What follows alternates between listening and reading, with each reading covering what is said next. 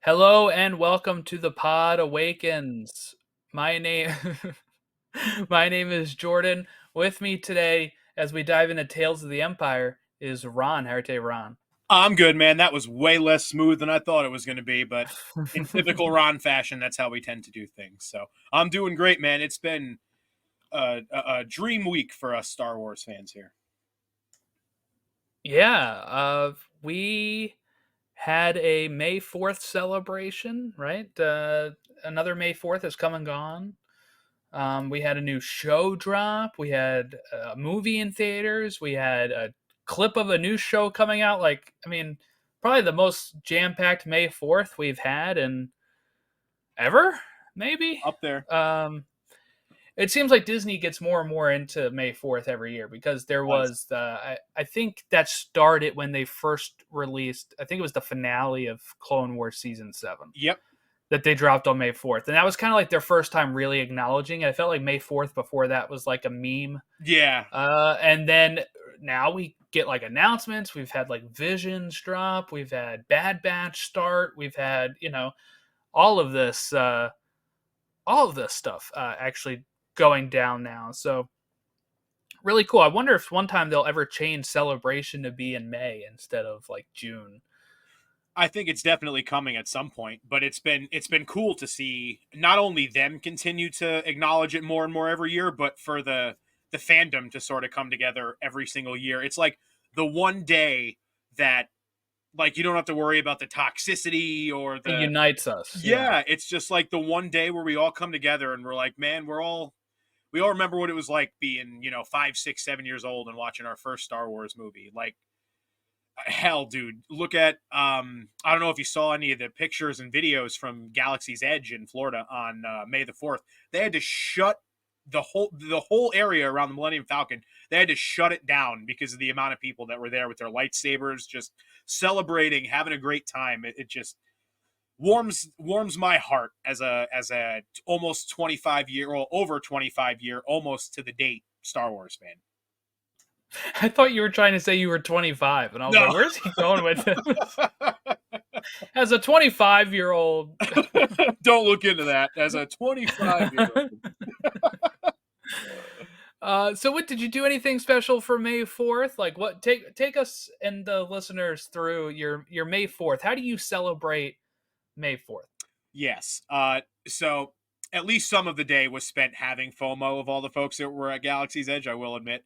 But it was a really great day. I woke up, went over to my comic book shop, picked up the Phantom Menace anniversary special comic that they released, which was beautiful, awesome, kind of told through the lens of Shmi, Anakin's mother, and just very, very nice one-shot comic that I'm glad I picked up. There was Not the pirate from Captain Hook no, and Peter Pan? no, Not Smee. a Okay. different, a different Shmi. um, but no, after that, I went to my favorite little spot in the woods. I read that comic. I read some of my where is it? I think it's here. Yeah, some of my Darth Maul Shadow Hunter book. Just had a great little day. Went home. Just kind of watched some. I watched a ton of Star Wars. I put a tweet up about everything that I watched. I don't remember exactly what everything was. Ahsoka finale, Mortis arc, bunch of stuff. But then at 3 o'clock, I went to my theater to see the Phantom Menace, and got to see that awesome Acolyte scene they showed at the end, and surprisingly, a pretty packed theater. Like, wasn't row to row. I still was able to kind of lounge out and do my thing, but pretty on par with what you expect for like maybe most movies during like a second week release, maybe like a pretty packed house. So it was kind of cool to be among friends there, so to speak, even if we weren't all talking and stuff like that. And we came home. You couldn't join us. You had your baby shower that day. So me and Chris hopped on. We just kind of chopped it up. Just talked some Star Wars, had some drinks, and watched some movies. It was a nice little day. What Nice. about you? Nice. Yeah. Yeah, we had the old baby shower, which was originally we were thinking might be Star Wars themed because of the day we picked, but they ended up we got outvoted to Pooh Bear, Winnie the Pooh, and I mean it was great. Like so many great like decorations and stuff. My mom's friend who makes really great cookies, like the Pooh Bear cookies she made, looks exactly like something you'd find in the parks, like really high quality. It looks exactly like Pooh. There's nothing like odd about it or Yeah. anything. Um, but she also had made some cookies for me that had Vader on it that said I am the father. We have to Um, overlay those pictures that you sent us in the chat into the podcast. and then they also gave me a button that says I am the father. And I had this little bag over here that you can't see because I blurred it out because this room's a mess. This is all our baby stuff behind me. And in that bag was like a onesie that says I am your son, and I had a shirt that said I am your father. A Darth Vader action figure my mom got me in there as well, and just celebrated that way. And then went home, and once we kind of finished unpacking everything, watched Tales of the Empire, and then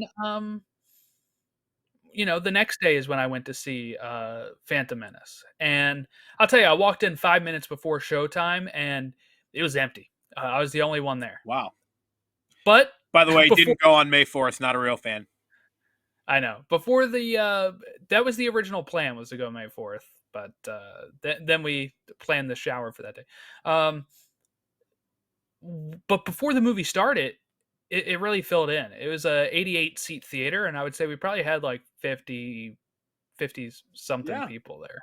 Yeah, it really, like, for being the only ones in there 5 minutes before the showtime, I was like, oh my god, I might have this whole place to myself, which I kind of liked. Yeah. And then it filled in, and you're like, oh, okay, like more people are coming. And when you look at the receipts, right, like $14.5 million or something. Moved it into the For top 50 all-time grossing.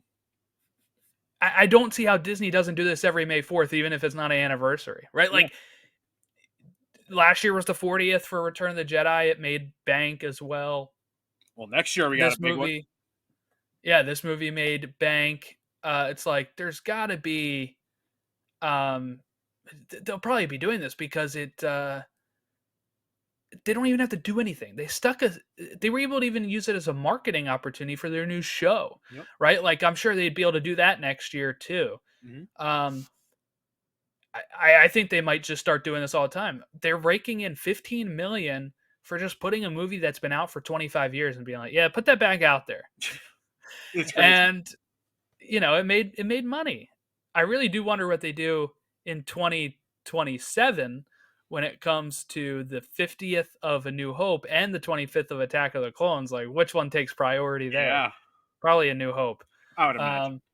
I'd I'd hope like anyway. for them to do sort of a double like anniversary though, and just make it even more of an event than it felt like this year, in terms of that stuff, like the merch and all that cool stuff, because they released a ton of awesome merch this year for the Phantom Menace that I had to hold back on for financial purposes, but that I was even just walking through Target today, I saw Phantom Menace action figures that they were like, here, and I'm like, that's pretty cool, and Funkos again and all that kind of stuff. So makes us feel like I it's think they'll keep doing it 1999 again, baby.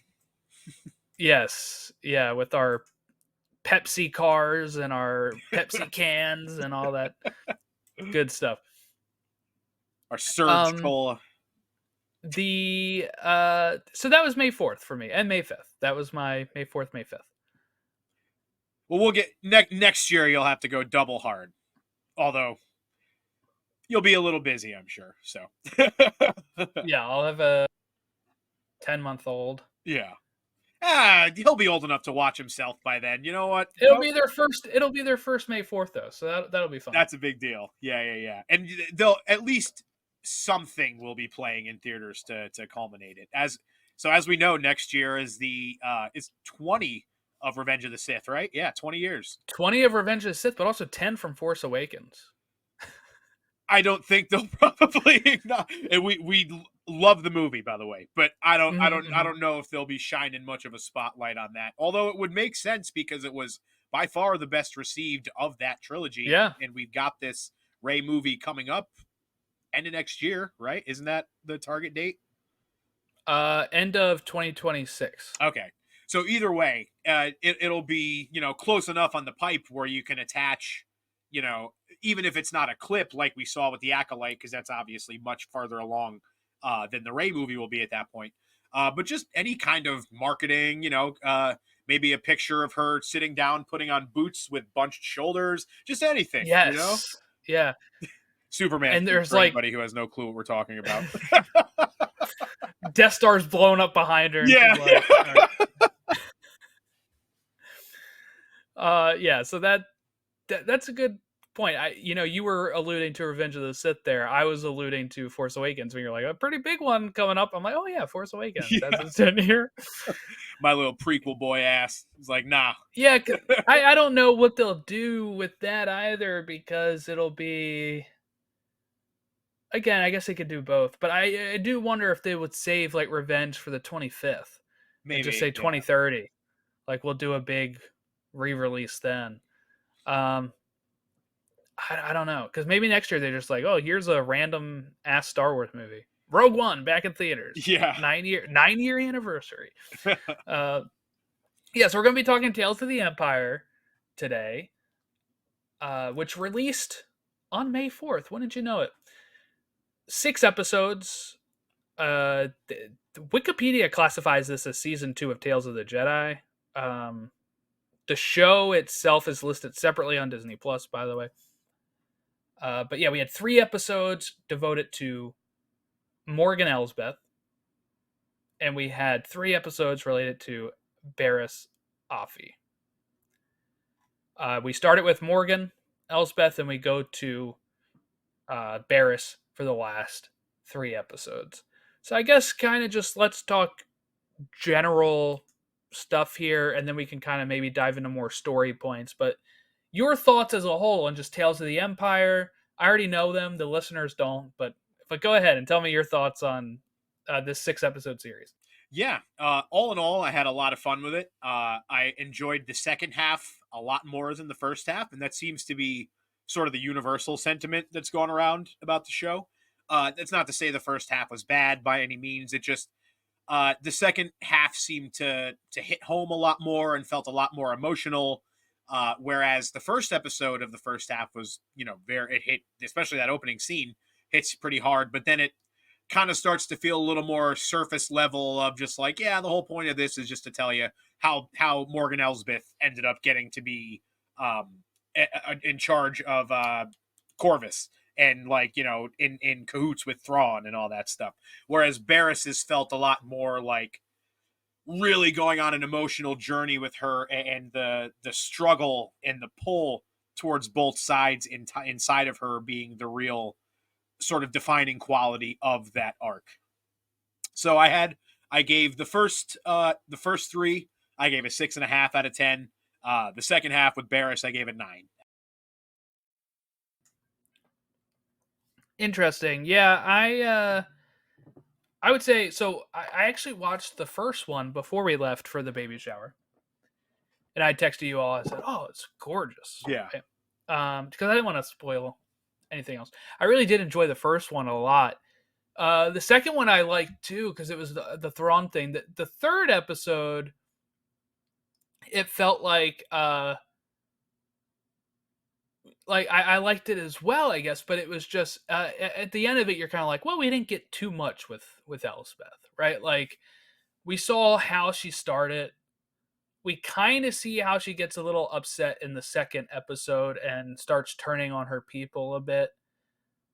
But then, like the third episode is, just kind of set up for Mandalorian when she appears. Yeah. Which I enjoyed, but like at the end of it, I was like, all right, yeah, like that's fine. But then I watched the Barriss episodes, and it was night and day on how much more riveting it was. Mm-hmm. By the way, did you know that like some of the animation in the first episode wasn't even animation? It was like they had done like the mountain that they're on was like a sculpture that somebody did. Oh, wow. And then they like animated them onto it and stuff. So that's why sometimes it looked really real, is because it was like this nice like miniature that they made and filmed on, or like, shot and then put the characters on. That is awesome, and also just peak Star Wars too. When you look at like the behind the scenes of especially the originals, seeing all these battle sets and these ships in space that look so big on screen, and they're like this big, and it's the way they're shot. So that's very very Star Wars coded for sure. In addition to, I mean, that's a trick as old as time. I'm not going to act like that's, Star Wars coined that style of shooting, but it it's definitely kind of one of their like notable things. Like I said, especially from the original trilogy. Yeah, I just thought it was really interesting, like behind the scenes of it. I forget where I saw it, if it was Instagram, Threads, or Twitter, but it was like somebody that worked on it that showed a picture of the mountain there, and I'm trying to find where it was, but it was really cool. I'll see if I can find it again and maybe post it when I edit this. But um, if so, you're seeing it right here. If not, then nothing's there. Oh well, we'll see. But yeah, no, But it how was. about? Oh Yeah, no, go ahead. I was just gonna say. So it had a bang up job of how it opened up. I loved seeing Grievous kind of a more sinister side to him being in action. It almost feels like in recent years and with like some of the end of the Clone Wars that like Grievous became more of a meme than like an actual intimidating, like a formidable foe. So to see him kind of, essentially take on that role as like head, the head of those that are doing the pillaging, so to speak, in this episode, it was kind of cool to see him take it a little more seriously than I guess the public has in recent years. Yeah, I mean he takes out so much of her people, Yeah, right? Like this was seeing Elsbeth's him mom. Yeah. brutal, that we have not really seen him like this in quite some time. Because, like you said, he's kind of played as a joke, especially in Clone Wars. There's a lot of jokes Yeah. in there with him, kind of being a failure. Uh, Basically, yeah. yeah, not being able to do certain things, just always failing. Dooku always pissed at him. That kind of thing is what we Yeah. get to a lot with him.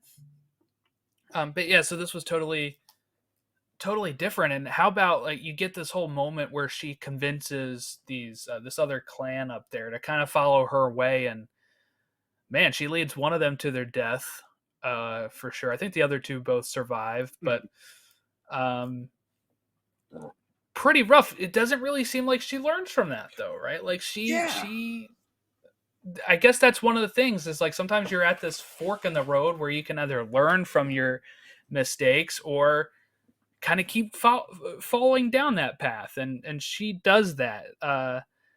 She ends up in Thrawn's sights due to, what is it? She makes, like, she has this idea for like a TIE interceptor or something like that, Mhm. where TIE defender, I think, because they'll have the shields, and they're like, this is too expensive for the Empire. Yeah. But it makes Thrawn interested back when he's just a regular admiral, Mhm. not the or a regular Moff, I guess he was. Yeah. No, he was admiral, Not right? a Grand Admiral grand Thrawn. admiral. Yeah. Yes, he was just a normal admiral at that point. Yeah.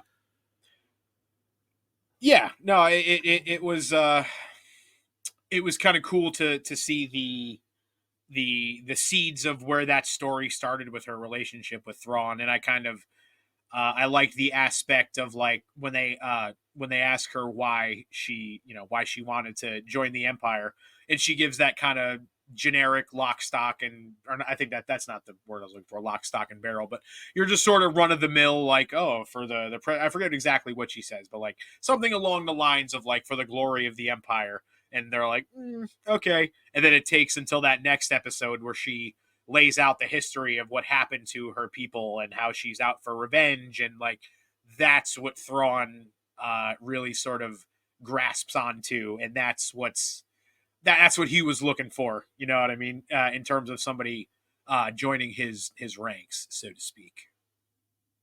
And it's just always great seeing Lars Mikkelsen back, Yeah, or hearing I'm back, hearing him right? back. Yeah. Yeah, and then the last episode we kind of jump all the way to the New Republic, and we kind of get to see, the build up to her appearance in the Mandalorian here, where she is uh, kind of been hiding away for quite a while, right? Like she is not coming out from her um what is it? Her Like a dojo, castle? bro. Yeah, or castle? I don't know. Yeah. Fortress, whatever. And instead like the New Republic people are like, "Oh, we're going to go knock on the door and we're going to tell her, "Hey, we're joining the New Republic now." And it did not go well for them at No. all. No. But I did really like this part where it felt pretty tense when the one person is trying to get back to the droid, Yep. right? And I felt sorry for the droid too, because this thing gets blown up when they uh like have these guns that shoot the thermal detonators almost Mhm. like onto the ship, and it blows up. And then they start like flaming it and everything. And it kind of explains why it's all messed All up when crispy when we when see it in Mando. Yeah. Mando arrives. Um, and I guess we get, is this right? This was Bo Katan's voice that we hear. Yep. Yep. Yeah, and this is who they're like, who intercepts their message, and it at some point, I guess, is how Ahsoka is going to get there, and why Bo Katan knows where Ahsoka's at that moment in time. Yeah. No, it was cool. And it very much had that, I don't know if it's a horror movie quality, but like what I equate it to is like, there's a slasher movie and like in the first like half hour in the first tense part, like a cop shows up and you're like, oh yeah, this guy's in charge. And then the killer just totally wipes out the cop. Like that's kind of what I got from that whole interaction with the New Republic representative that came in and stuff. And I also liked how they made you think at the end that they were giving you a spark of hope in a way, and in a way they did because it is Bo-Katan's voice that comes in. Sort of, you would expect the process of events to be that she tells Ahsoka about what Elsbeth is doing, and that's why we find her there in Mandalorian. But they make it seem like it's going to be this happy, like, oh, just hold out hope and you can do this. And then they crush the communicator, and it's like, no, baby, this is Tales of the Empire, not Tales of the Sith. And it just leaves you in a very like sort of state of like not despair, but you just, it's like, oh yeah, I guess it is Tales of the Empire. The bad guys win.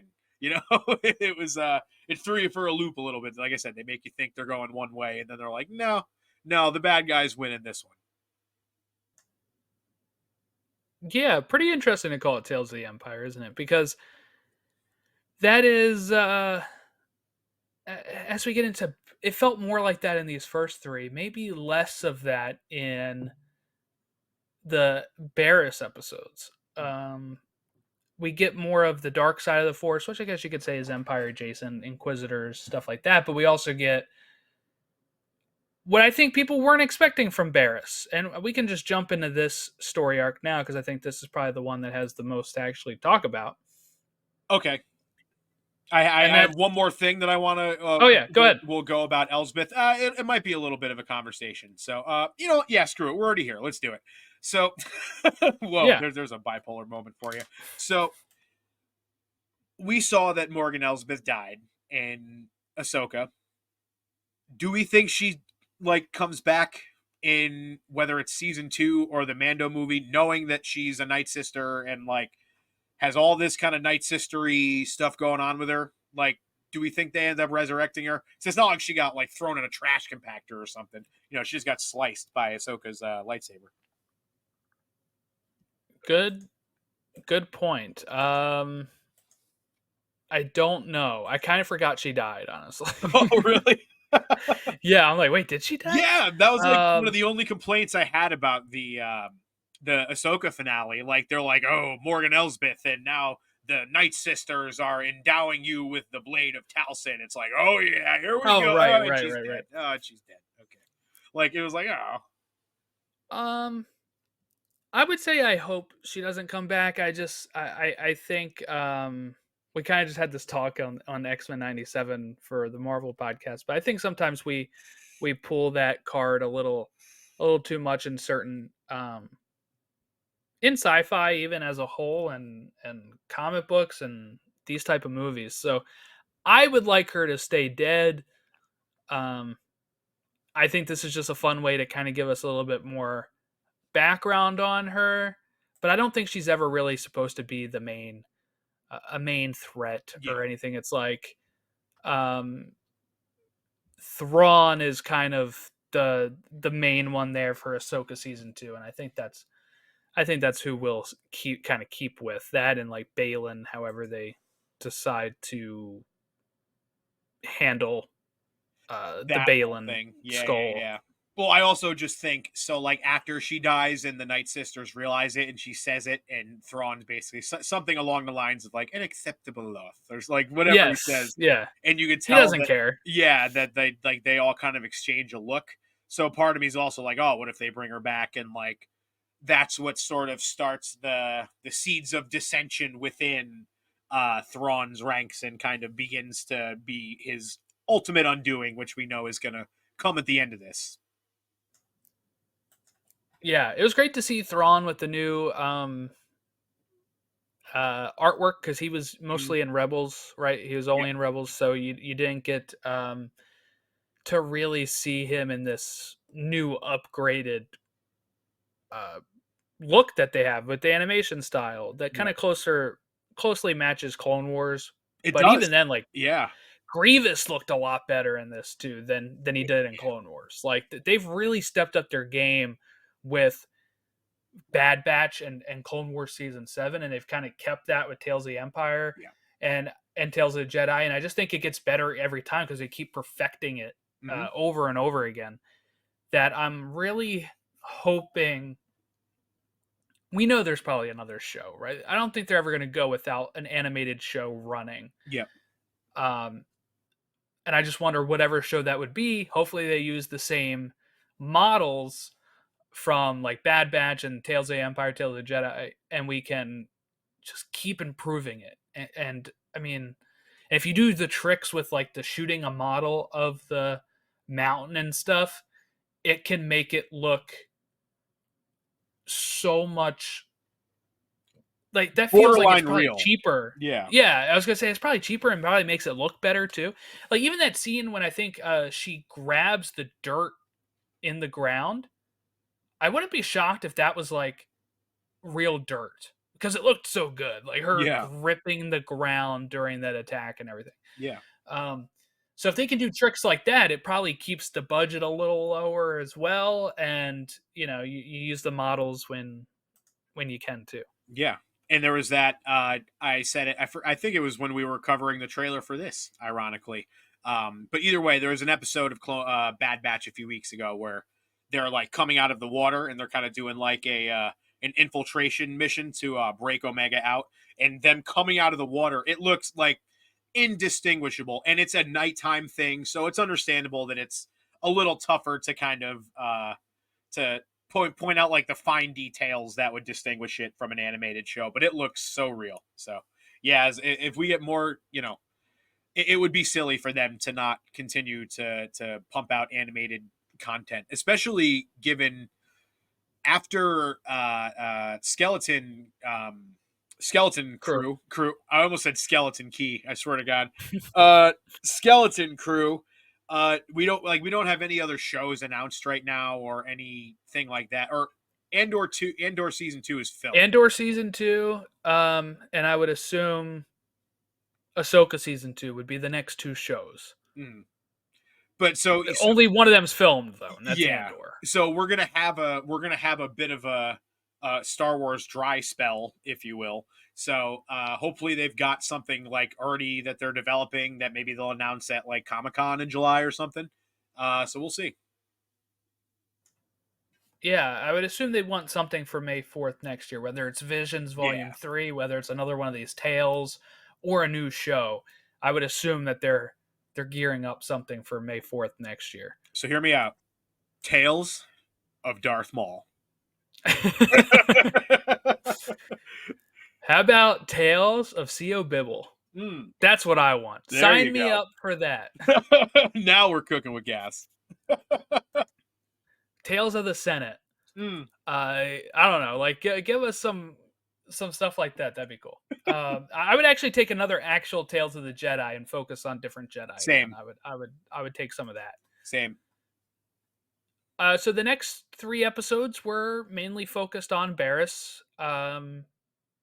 We kind of see. I really love how her story picks up because I had to explain this to my wife. She hasn't seen all of Clone Wars, so I'm like, look, she got kind of kicked out of the Jedi Order.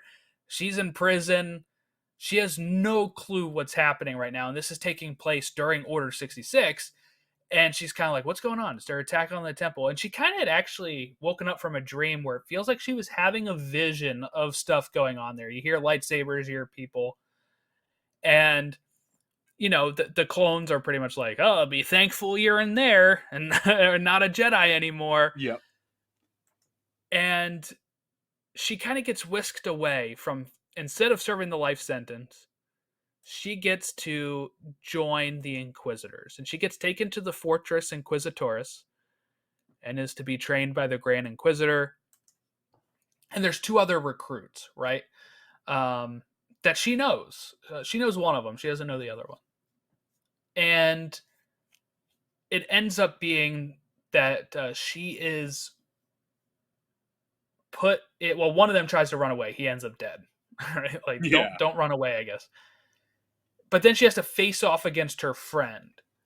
And I really liked how they did this too, where she is not the one to originally start the Like, fight. be the You know what I'm saying? Like, aggressor. Yep. yes, he ends up being like, hey, this is the only way we're going to survive because there's a hole in the floor that falls and we're going to die. Mm. Only one of us can survive. And he starts fighting and she has to fight back. Mm-hmm. Because I feel like, I don't know, I feel like in the fandom, when it came to Barriss, there was always this negative connotation because of what she did to Ahsoka, Mm-hmm. where people were always speculating she'd become an Inquisitor. Turned out they were right. Myself included. But I feel like people thought she was going to always be evil from there. Mm-hmm. And I think if other people are writing this show, maybe she's the aggressor, Mm-hmm. right? And maybe she enjoys the power. But she has every reason to because she was ostracized, but she ends up throughout these 3 episodes falling back into the light and following the Jedi way again. And I think that made her story even stronger than if we were like, let's just see Barriss do evil stuff, blah, blah, blah. Like, to me, I think that made it work so much more. Yeah, it allowed them to tell a complete story as opposed to what they did with Elsbeth, which felt more just like service and setting up a different story. Which, if they had gone that route with this one, it would have, like, I know we've said it on here at one point that I was fully convinced she was going to be like the main antagonist of Ahsoka season 2. Yeah. So this threw me for a total loop. The fact that they brought her back to the light, but it was one of those things where right in the beginning when she has that vision and she wakes up, it feels like everything from that point on is her like slowly sort of realizing that, oh boy, I may have chosen the wrong path here, so to speak. You mentioned like right from the rip, she didn't want to do that. She didn't want to fight back against this other guy who I don't even think we didn't get his name, did we? I think she did. It was either Dante That sounds right, actually. or Amar. Both of them are there. I forget which one she ended up fighting, Okay. but I think she fought Dante, and I think Amar is the one that got killed.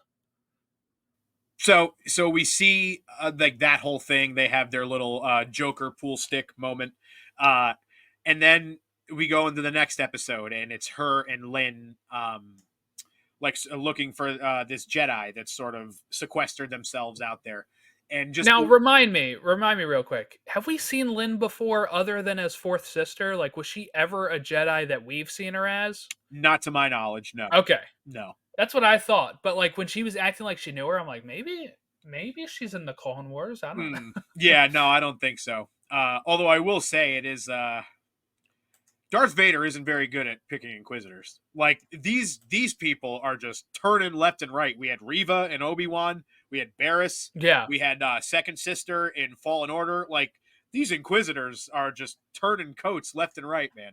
Is he choosing though, or is the Inquisitor, Well, I guess Grand yeah. Inquisitor, So I guess choosing? the Grand Inquisitor, but I mean, eventually you'd think Vader would You have see this. failed me for the last Yeah. time, Grand Inquisitor.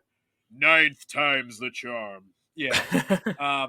But so like yeah, and you even see the contrast in styles of their approach when Barriss walks in and she kind of clocks that the kid is looking at her, and like she takes such a soft approach and like ends up getting the information she needs. Meanwhile, Lynn is just show of force, and she ends up killing all these innocent people as a result. And that was another Every thing. single one. Yeah, and that was another thing that was another turning point, if you will, for Barriss of like, this isn't right. And then it all kind of culminates in that moment on top of the mountain, which was stunning visually, by the way. Awesome scene. And she ends up saving the kid.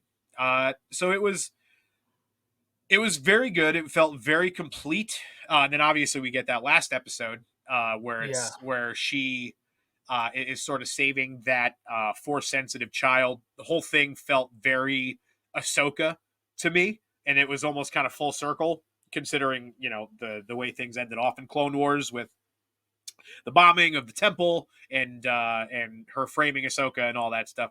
So to see her essentially kind of taking on an Ahsoka role, it was again just very full circle, and it felt a lot more complete and a lot more satisfying as fans to watch. So does she make friends with Ahsoka again? Because she mentions that she has a friend that she can send them to. Some people thought maybe that was somebody else, but I definitely think that's Ahsoka she's referring to. 1,000%. I think yeah, they Yeah. wouldn't if they wanted it to be somebody else, they would have just had them go by name. They wanted it to be Yes. they wanted it to be a moment where like we knew, you know what I mean? Like us watching, we knew what the pull was, but the Yeah, because people that's what I said. Like as I'm watching it, I'm like talking to myself as my wife's near me, and I'm like, "Oh, Ahsoka. Ahsoka. She's talking about Ahsoka." Yeah.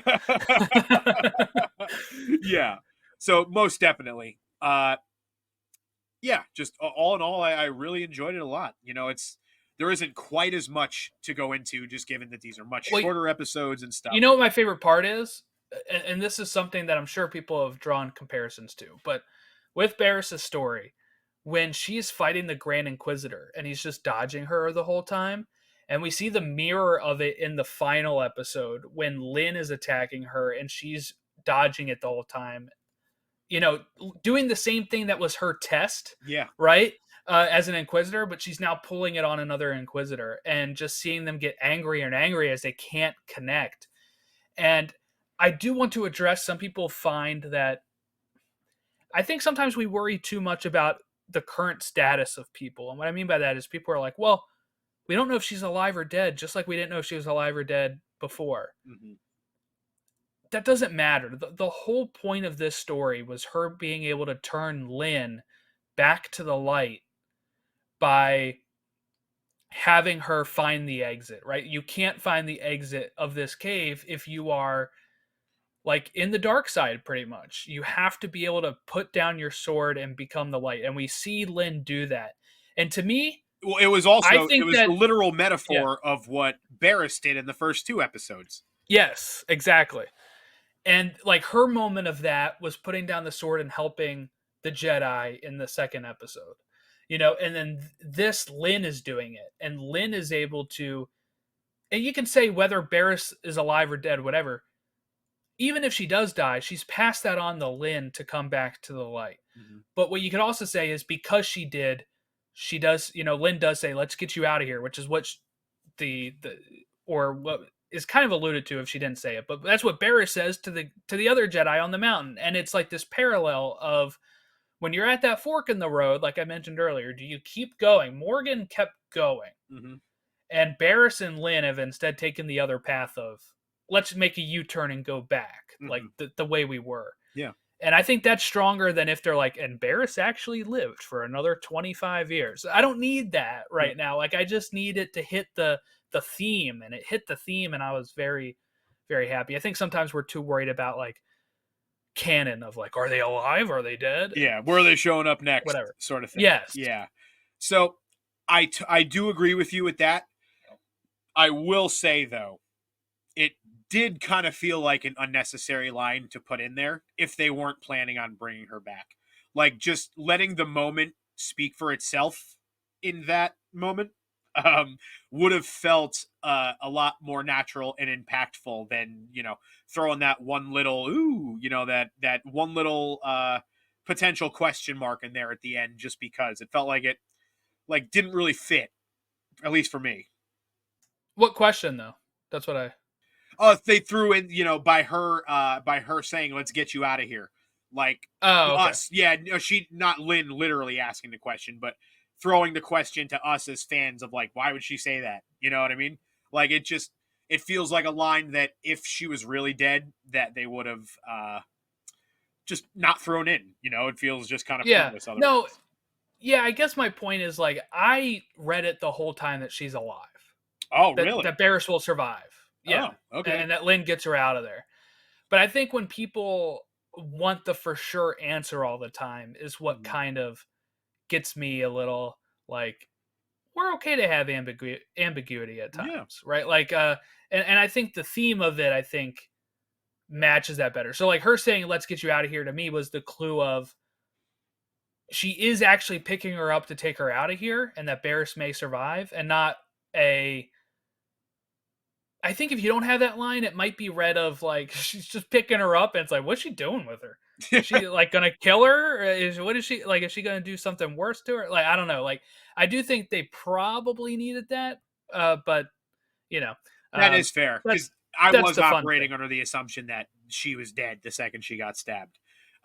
As we're seeing a little bit more in Star Wars, that That's not a death not a death sentence. sentence anymore. Shout out to Sabine, but yeah, it's one of those things where it's like we love the surprises as Star Wars fans and stuff. So like, just kind of let it hang out there. If it Yeah, doesn't lead to anything, she may show up again. yeah, like hey, if she shows up in that movie, like you'll be hella surprised now. If not, I mean, like I love Barris, but is your whole like Star Wars fandom hinging on when she shows back up again? Like it's okay to I just imagine somebody out there like on their deathbed is like, I just need to call Dave. I need to know if Barris is all right. yeah, Like, she's please, it's okay. it's really good Filoni too. I try. Um, I try. but yeah, we saw fourth sister in Obi-Wan. Um, she appears in Obi-Wan. So I'm guessing at some point this is after Obi-Wan and before. From what I've read, this is still before A New Hope. Yeah. Barris did look a little older. Just the harsh realities of living on that planet, I guess, have aged her up. She's not wearing any sunscreen. The wind is whipping in her face. Whatever, weathered skin.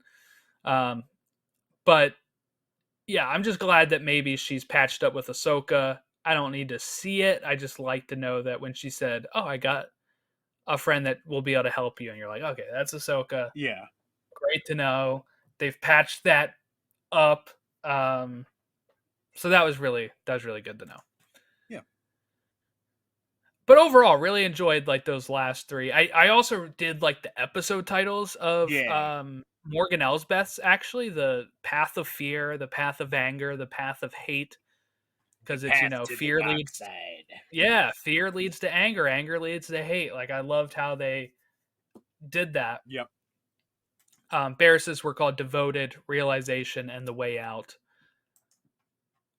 And they were written by Dave did the story on all of these, but they were written by different people. The first three were written by Amanda Rose Munoz, and Devoted was written by Nicholas Anastasio, and then Matt Michnovets wrote the fifth and sixth episode.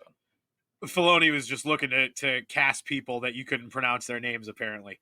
It's a Yes, right I to mean right. it was rough. It was rough.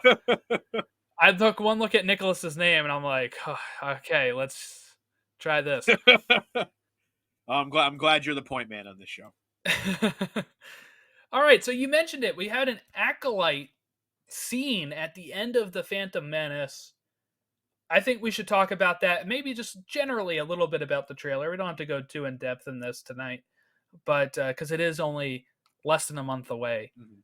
at this point. But give me your thoughts on this scene that mainly focused on the fight between Master and Dara, and I forget if we know the main character's name or not, but the main character of We do, and the Acolyte, what's her? We do. May. Yes, Is it May? I think so. Yeah, yeah, yeah. It was really cool. It was very.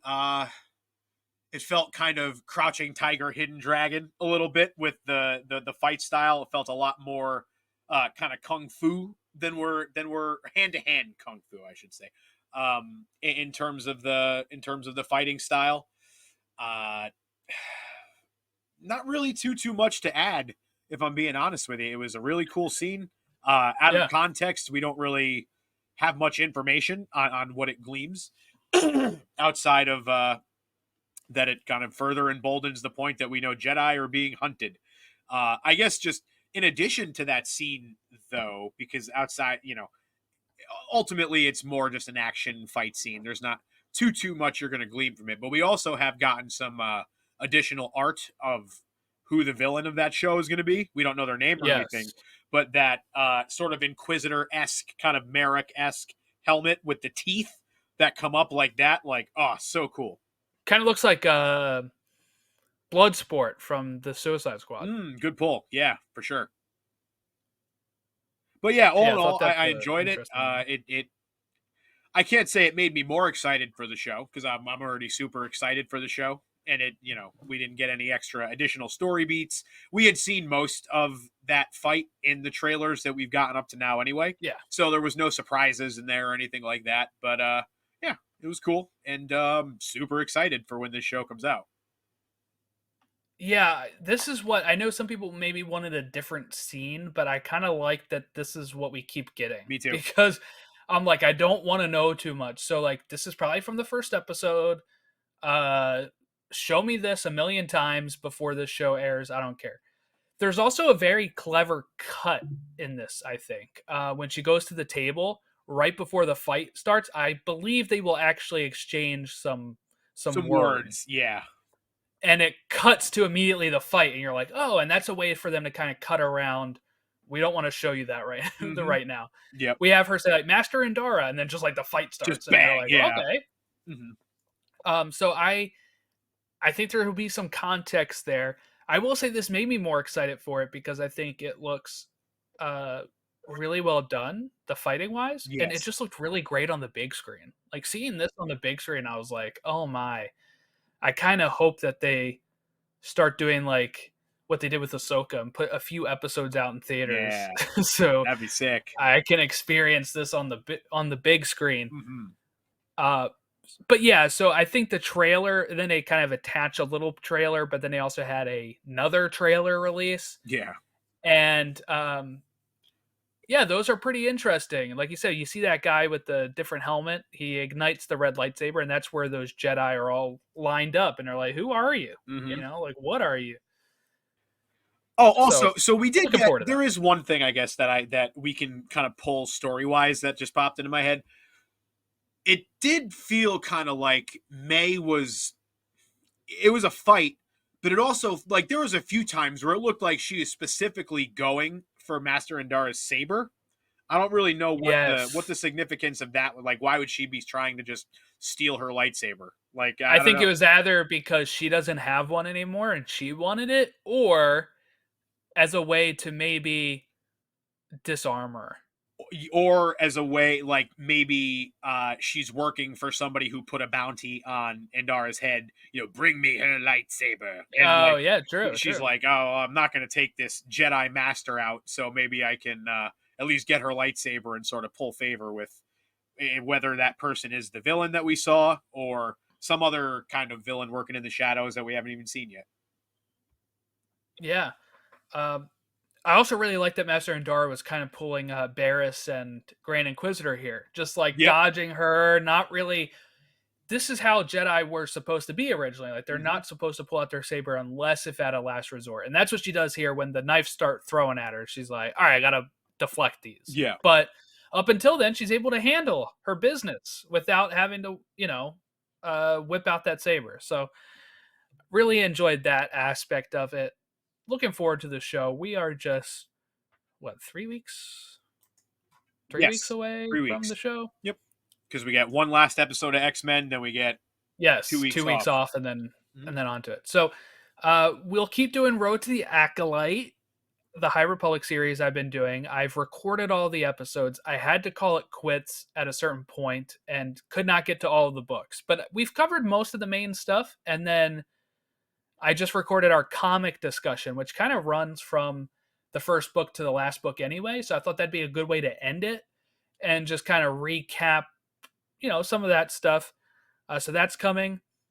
That leaves me with a free week, though. So I don't know if you're interested, Ron, but I'm thinking of maybe doing a primer for the Acolyte in that last week. And maybe if you had any questions for me about the High Republic that you want it, squared away before we start jumping into it. And if there's any other last minute Acolyte stuff to talk about before the show drops, we can put that on that last Friday before the show starts. And then once Acolyte starts, I'm going to shift the Clone Wars watch over to the Friday drops because the show is going to be dropping on Tuesdays. I assume Ron and I will probably try to keep with the Wednesdays. For sure. And then Friday, because that's usually when Clone Wars drops, is Wednesday. Mhm. We'll bump that to Fridays instead. So that's kind of our plan going forward. Moving and grooving. We got a lot of really fun stuff coming up. I'm super, super excited. But yeah, totally in to do that one kind of last primer episode. Maybe we could even pop somebody else on with us, bring, sort of a different take to things. Because that's one thing that even though I've been a little lost in terms of knowing some of this High Republic stuff when I'm listening to your conversations back, I feel like the fact that you bring on a different person every time and you've gotten a few different sort of angles and points of attack and how people view this sort of stuff. I feel like it's brought kind of a diversity in thought to it, if you will. Yeah. Yeah, it's been great having so many people that have reached out to me. And if you have reached out and, or if you've been on the show before and, we alluded to you maybe coming back on again, I will still cover some of this High Republic stuff later, but it was just the time crunch of getting it before the Acolyte. I was like, I got so much stuff I'm taking care of around the house right now that's on the back burner a bit. So, was able to get through the main 3 adult novels, a few of the young adult novels, one of the middle grade books, and the comics. I feel like that's a pretty good spot to end it. So yeah, I would say so. Way more it's than the me, main bro, story. So. But yeah, so thank you all for listening to our Tales of the Empire discussion. You can rate and review us on Apple Podcast and Spotify. You can like and subscribe to us here on the YouTube channel. We actually just had a bump of like 7 or 8 new subscribers since the Phantom Menace special. So if you've checked that out, thank you so much. And thanks to Tommy for coming on to that episode. And over on our Marvel pod, you referenced it a bit ago. We've been talking X-Men 97, and the finale of that is next week. So we'll be diving into that if you've been following along with that. I still have to catch up on Bad Batch. I'm not a real fan, I guess. Nope. So that is that's something, but I do know I'm going to be covering that with Logan after chronological Clone Wars. So I'm kind of like, I didn't want to like just jump on here for like 15 minutes each week by myself and be like, so in this episode of Bad Batch, like I used to try to do when I didn't have people that would come on and discuss this stuff. When you didn't have me blessing your life with co-hosting. Yes. So that is our plan there. You can follow us at Podawakens on all of our social media or email us podawakens@gmail.com for any sort of long form feedback. Thank you all for watching and listening along. We will catch you next time, whatever episode you listen to next, whether it's Chronological Clone Wars or High Republic, Road to the Acolyte, or if you join us during the actual Acolyte coverage. Thank you all for listening along. And may the Force be with you. Always.